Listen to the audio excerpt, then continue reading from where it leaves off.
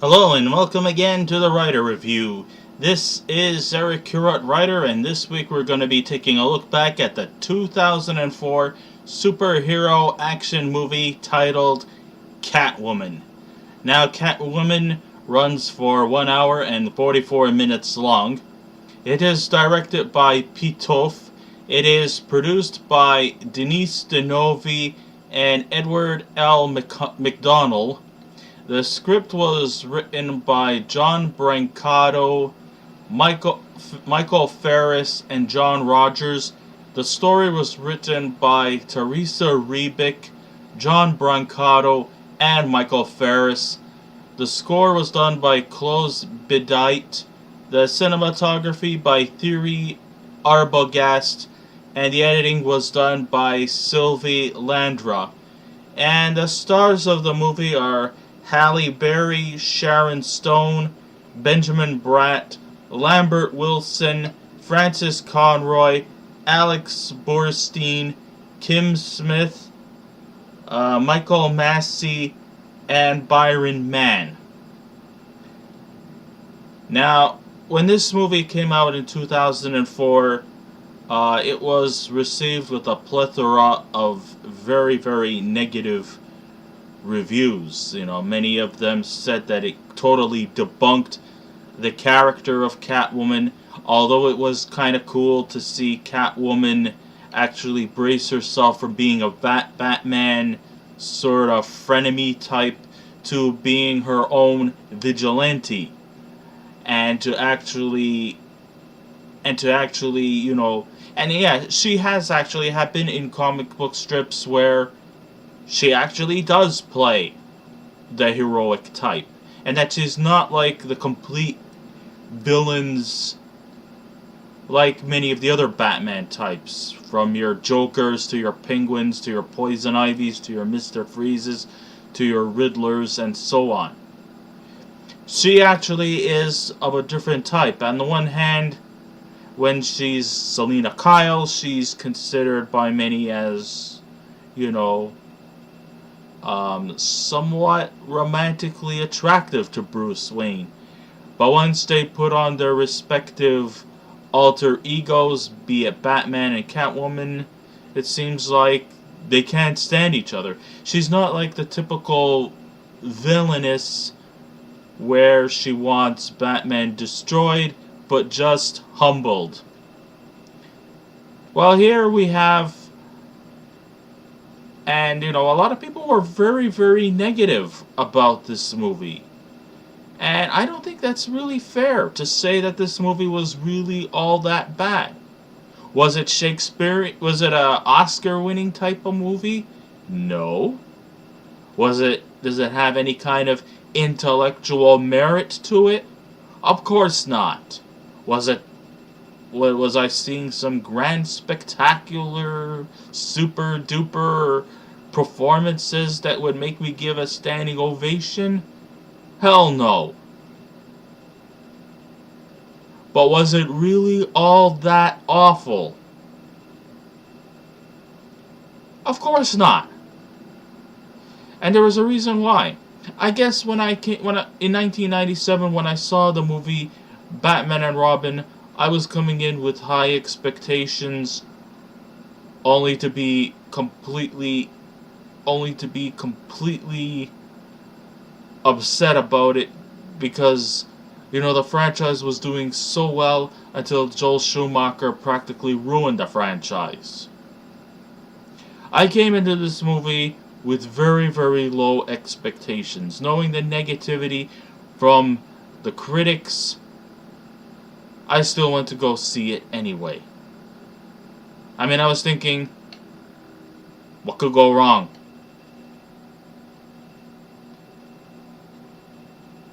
What could possibly go wrong to make me think that this movie was going to be bad?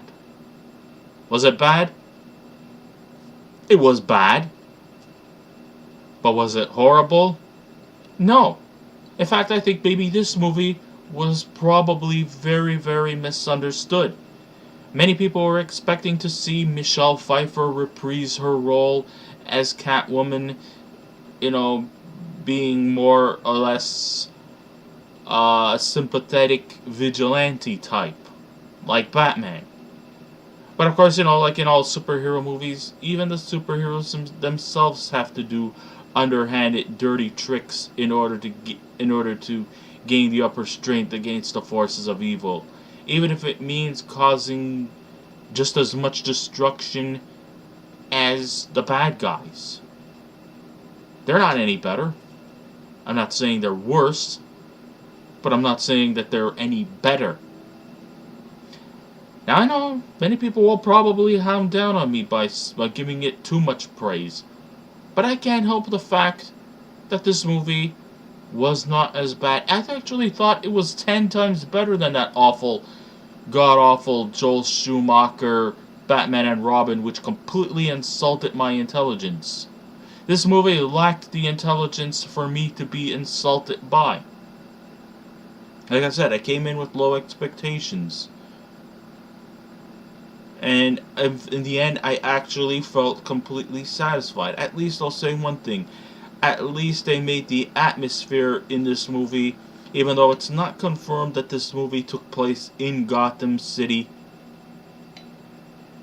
And sometimes I don't even think that it was actually based off of Selina Kyle's Catwoman, but maybe just another superhero vigilante who's wearing a cat costume and is just calling herself Catwoman.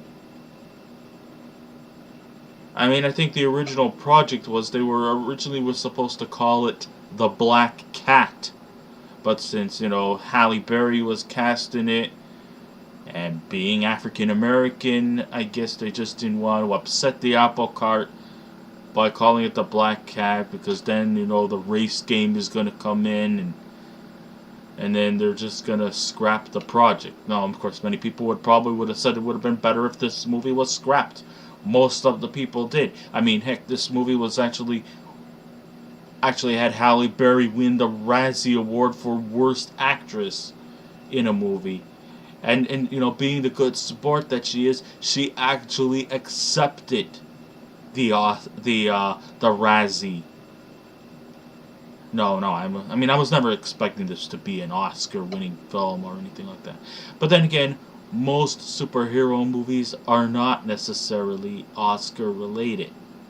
Okay, not every movie is like The Dark Knight or Batman Begins or anything that Christopher Nolan has done with the franchise. So, if you come in with low expectations, you might probably have some satisfying results. So many people came to the theaters expecting Catwoman to be a knockoff of the 1960s Batman or a rehash of Michelle Pfeiffer's portrayal of Catwoman from Tim Burton's Batman Returns. But sadly, many critics were left terribly disappointed. Sure, it lacked the explosiveness you would find in a summer blockbuster movie with the cartoon-like action and the over-the-top special effects. And sure, there were special effects like Catwoman bouncing and climbing over buildings, but the effects are actually quite diluted and rubbery, like straight out of a video game. However, the emphasis isn't relied upon the special effects, and at least they didn't overdo it like the Joel Schumacher thing. At least we had more of a feeling of the Tim Burton darker edged version of Catwoman, sort of similar to the 1989's Batman and the 1992's Batman Returns. It didn't look like some kind of, funhouse amusement park background like you would expect in the Joel Schumacher Batman movies like Batman Forever and Batman and Robin. At least I could say that the cinematography has that more darker, gritty look, just like the Tim Burton version, and I actually think that deserves a whole lot of respect in that sense. No.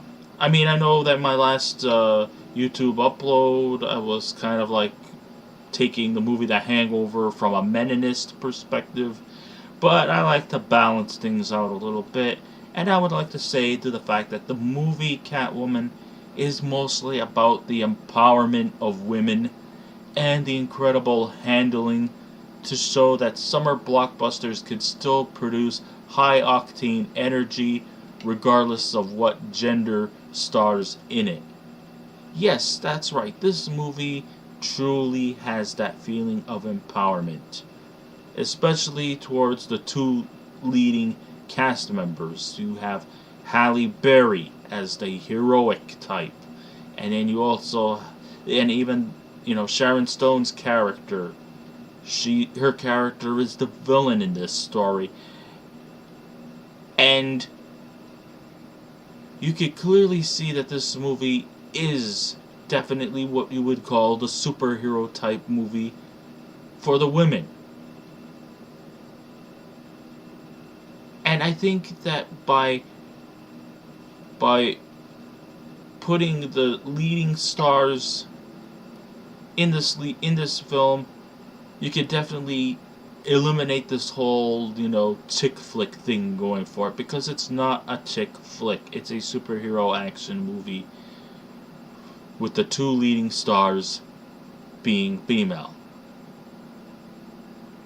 So many boyfriends, they might probably take their girlfriends to see this movie, and they will probably walk away thinking that this film was idiotic. But by way of contrast, the female viewers will think otherwise.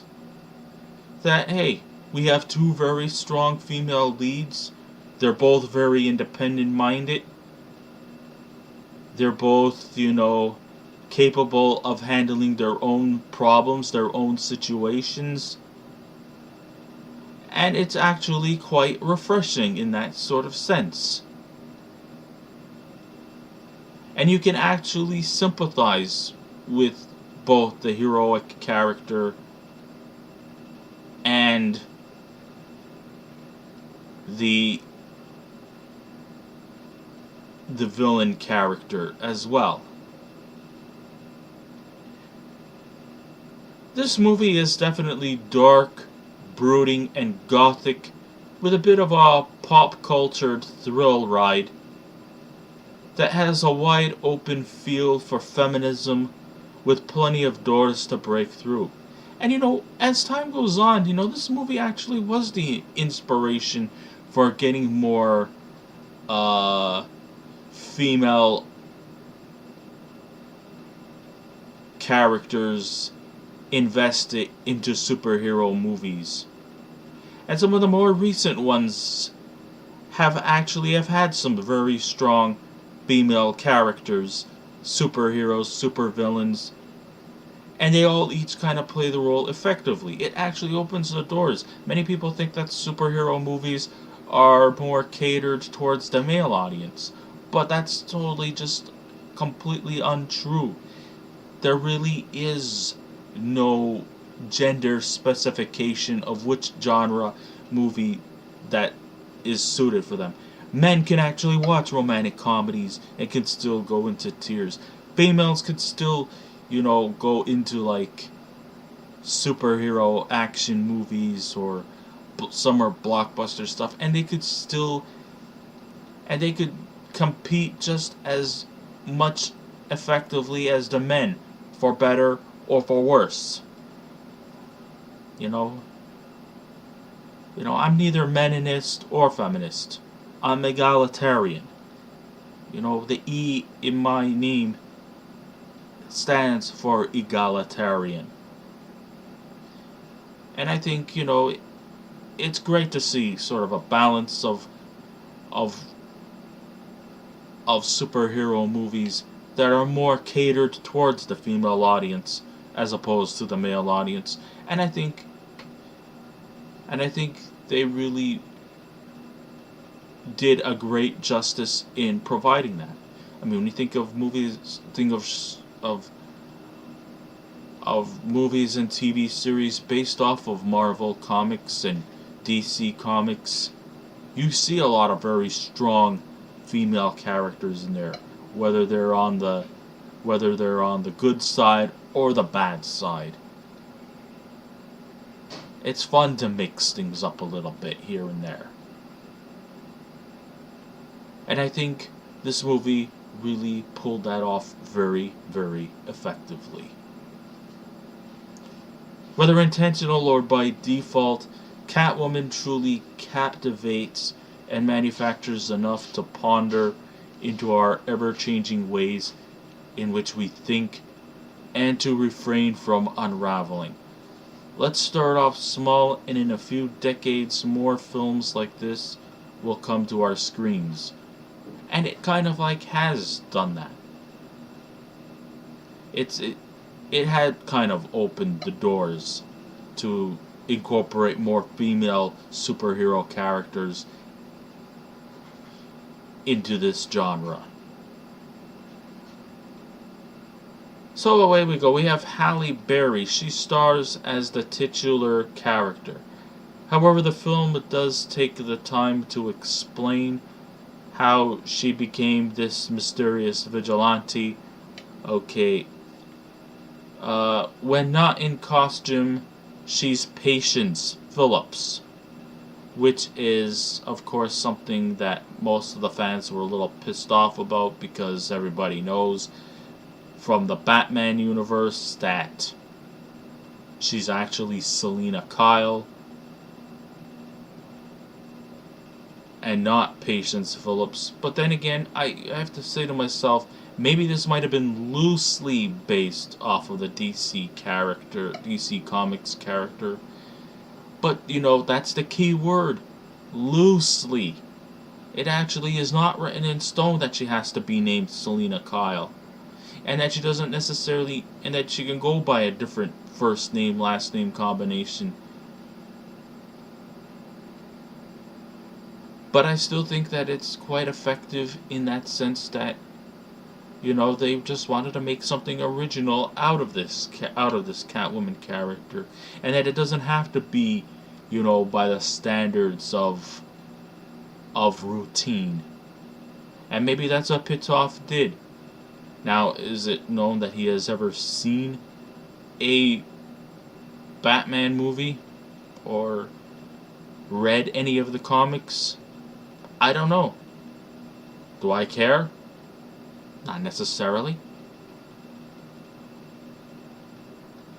So she is Patience Phillips, a devoted cat fanatic, and she also works as a graphics designer who prints advertising labels for a cosmetics company. She's normally quiet and introverted. Patience lives, of course, in a dilapidated apartment with noisy tenants who blare their radios until 4 in the morning. But she is a fair lady who plays it fair game and quietly lives a life hidden by a subtle streak of discontent. One day, she was walking into the office late when she overheard,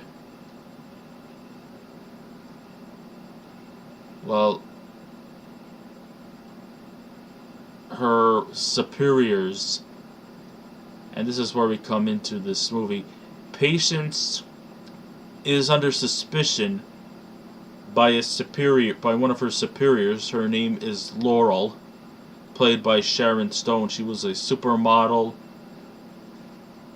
whose many poses makes people's head spins when she enters the fray.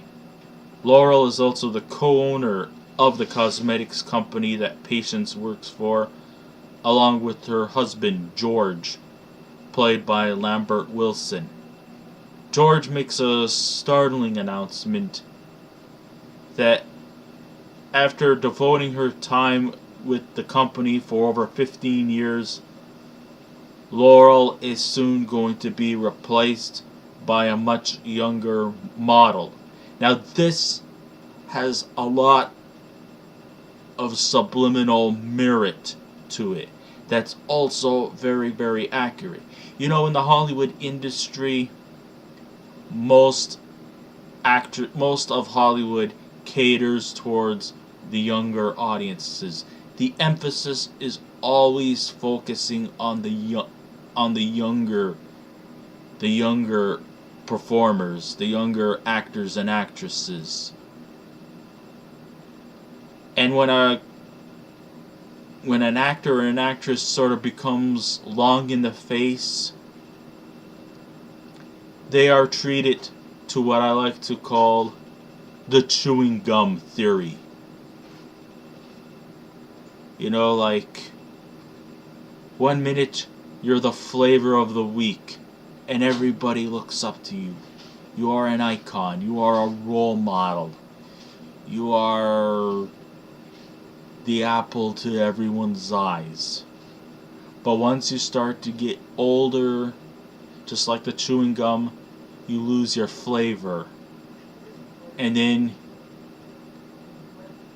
you're a has-been. And then you're not getting the exposure that you once had in your younger days. You've become a has-been. And you know, Sharon Stone has often been sort of like a spokesperson for, you know, when it comes to female actresses who have become long in the face, that they start to fade into obscurity or get rendered or lowered down to making indie films, which don't get as much exposure as these big blockbuster or Academy winning type of movies. You know, and Sharon Stone has felt that pinch. She's not alone. I mean, gone are her days from playing sexy, seductive characters like from her Basic Instincts and her Casino days. She doesn't really get that much media attention like she used to. And I think she's not the only one who has ever felt the pinch. Many other performers too have felt that, from your Michelle Pfeiffers to your Melanie Griffiths to your Kira Sedgwicks to your Gina Davises. I mean, these guys are still around, but they're just not making high prolific stuff like they used to. And that the attention is turned to the more younger age demographics, because the Hollywood has always been, you know, protective and invested towards the younger audiences as opposed to the older ones. And the movie Catwoman kind of demonstrates that. That kind of realism. You know, like George is dumping Laurel for this much younger model for their line of cosmetics. Now, I'm not really like full-blown sympathetic towards the Laurel character because, you know, her and George have been, you know, in the process of making some kind of facial cream which is supposed to make you wrinkle-free, which is another symbolic thing in Hollywood. Hollywood hates people who grow old and have wrinkles. If you grow old and have wrinkles in Hollywood, you're not going to get the exposure that you deserve. And this, of course, especially comes from the female actresses. The male actors in Hollywood, you know, they could still be 60, 70-year-olds and still dating around 30-year-olds. Whereas the women in Hollywood, you know, they tend that once they get long in the face, they kind of fade into almost obscurity. And of course, you know, like when you get older and aging, you're not going to be getting this wide variety of character roles. You're probably going to be just rendered to playing cranky old ladies who are suffering from late midlife crises, you know, things like that. Or playing a sassy grandma type. So anyhow, you know, it's these kind of typecasting. That's what they fall under. So there is a lot of authentic realism in that kind of platitude that you see in this movie. And I think that kind of really works out pretty effectively. Everybody always like, dump the old and in with the new. That's always had been the way of life in Tinseltown.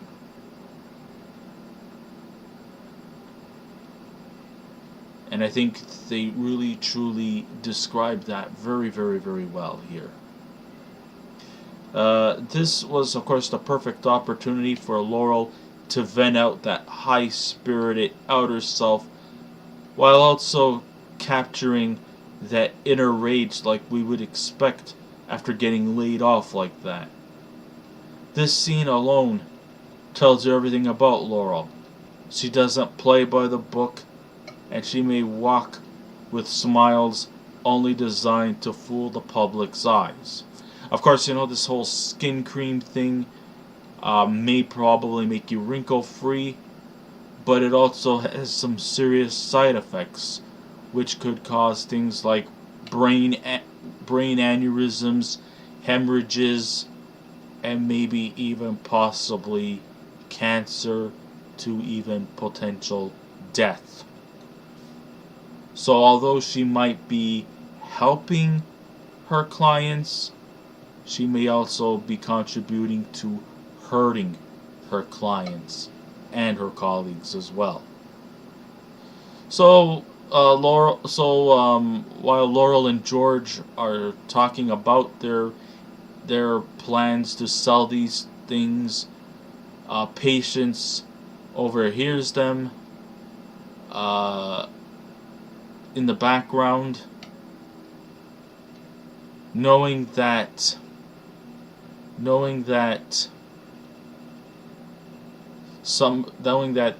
their conversations caught on. George and Laurel hire a couple of assassins to take down Patience. Patience gets killed, and just when you think she eventually gets washed up on the shore, and then she ends up getting revived by cats. Since she is a devoted cat lover, a whole bunch of cats come by and surround them. One of them was a particular rare species, I don't remember what it's called, resuscitates her, and all of a sudden she becomes a Catwoman. She also discovers that she's got some strange mythical powers about her. She can leap towards buildings. The once meek and mild Patience is now a kick-ass vigilante. The one time she used to be dismissive about her noisy neighbors, well, she knocks on the door and tells them the party's over and to turn down your sound. But instead of just being polite and saying to turn down her sound, she just fucking wrecks the whole party. And I thought this was pretty effective. Okay, I admit she also does her share of misdemeanors, including breaking into a clothing store and stealing an expensive necklace. But then again, who says the superheroes have always done good deeds too? They've done just as much damage as the villains did. Maybe not necessarily on purpose, but they've still caused as much property damage as the villains. And yes, many bystanders have gotten killed by superheroes too, whether it be intentional or unintentional. I know this sounds like a cliche, that what I'm saying, but it happens.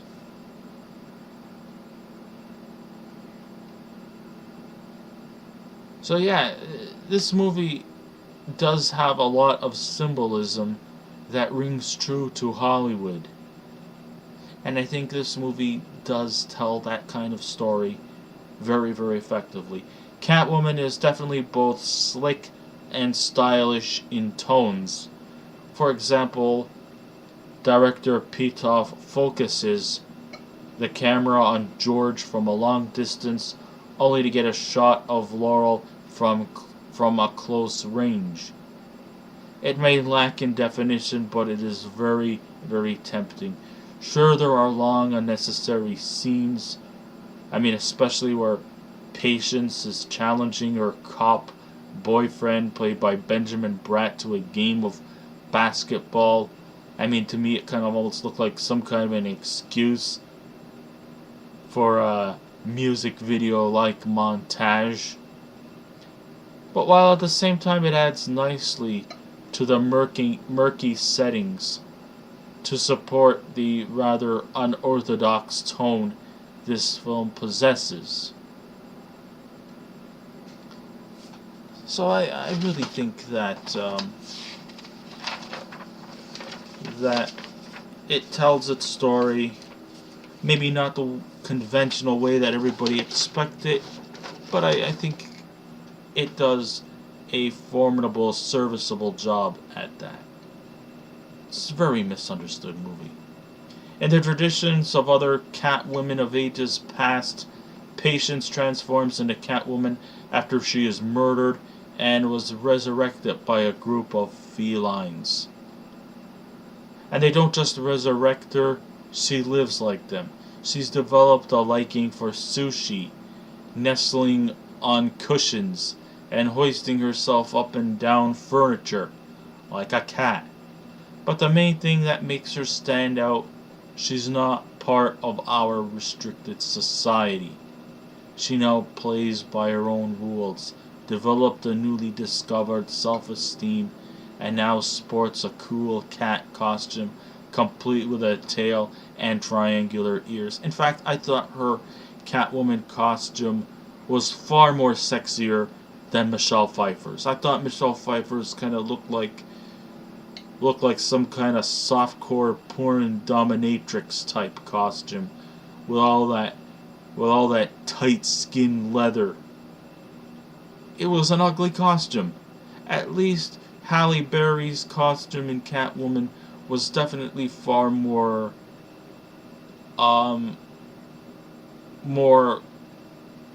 likable and a lot less revealing than Michelle Pfeiffer's. I'm sorry to say, if you disagree with me, that's fine. But this is just the way how I feel.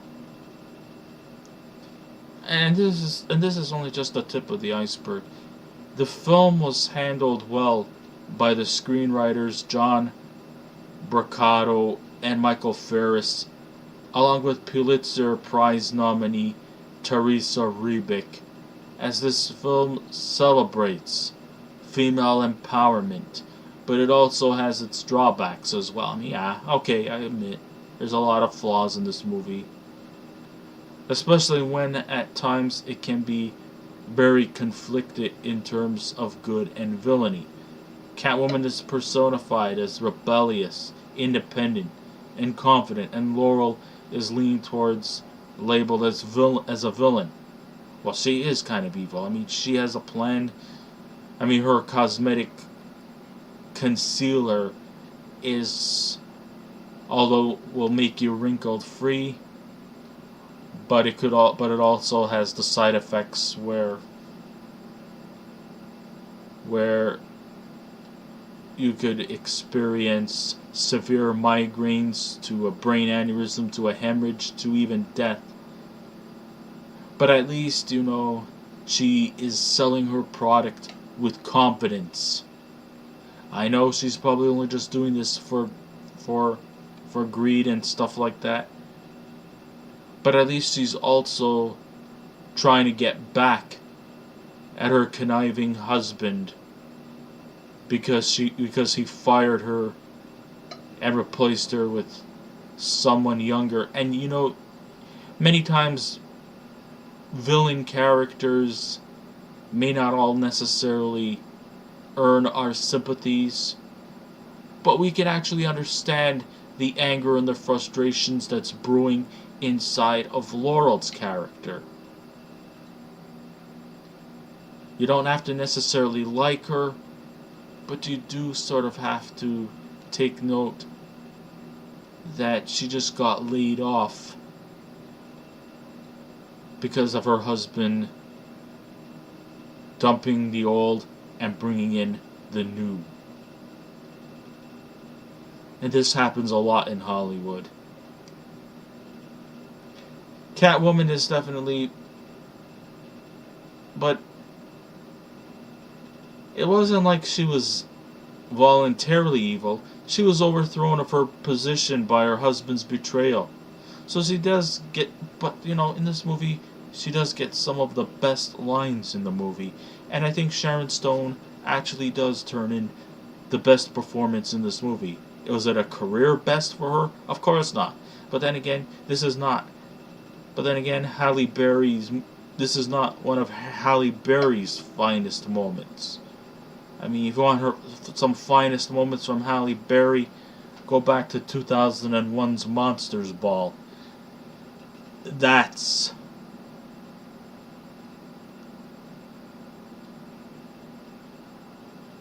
where her best performance is. There is no denying that Laurel's character has a certain level of uncertainty within her.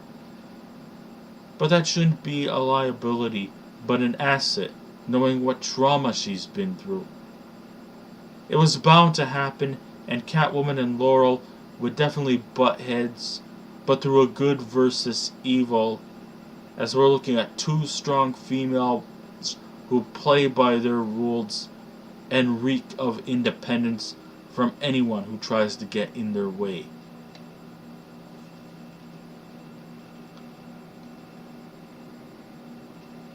If there's a weakness to this movie, sure, Catwoman may lack the natural vibrations, and with a purpose being that she's like a supernatural entity, while Laurel sports a toxic face cream that makes her complexion look like marble.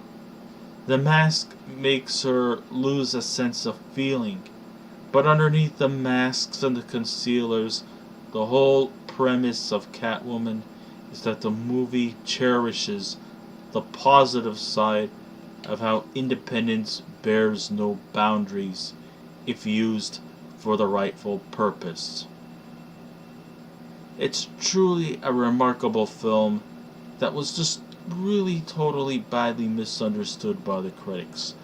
Personally, I think it's a great flick for a rainy day when you need something enlightening.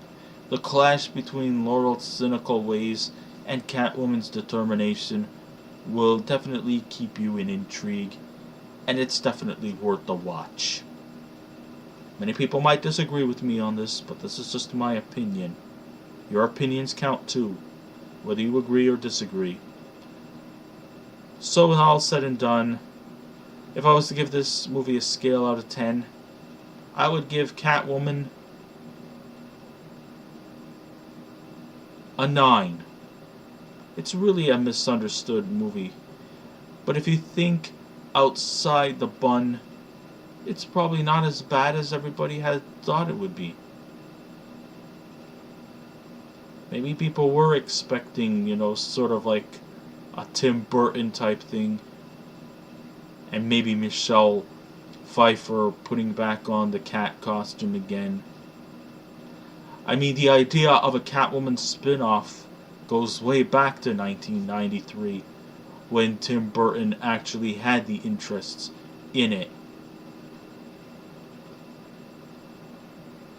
But then, hey, things change. Sometimes for the better, sometimes for the worse.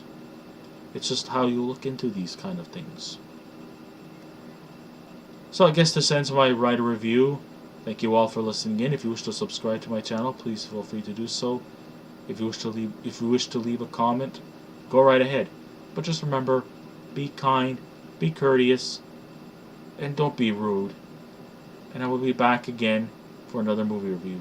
So until next time, this is Eric Correct Writer saying, keep watching those movies. And I'll see you around. Goodbye.